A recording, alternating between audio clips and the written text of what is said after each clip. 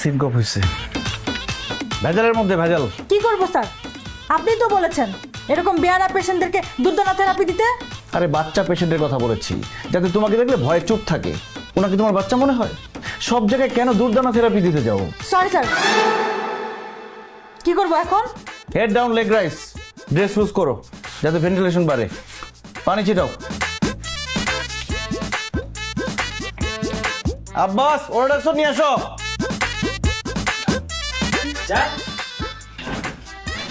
হ্যাঁ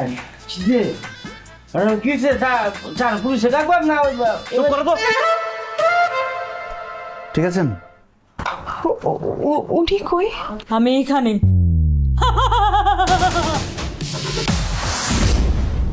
কি করলো এটা? স্যার একটু মুচকি আসলাম। তোমাকে বলছি রিসেপশনে পেশেন্টদের কাছে মুচকি হাসি দিতে। আচ্ছা, তুমি কি পেশেন্টদের সামনে এইভাবে আসো? জি, বাইরে যদি আমি এরকম হাসি না দিই তাহলে পেমেন্ট কম দিবে। যাও রিসেপশনে যাও, যাও। Okay sir.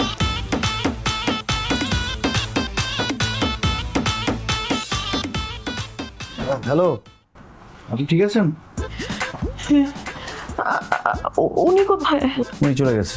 ও ভালো হয়েছে। ভাইয়া আপনি থাকেন, আপনি আমার ট্রিটমেন্ট করেন। কোথায় ব্যথা?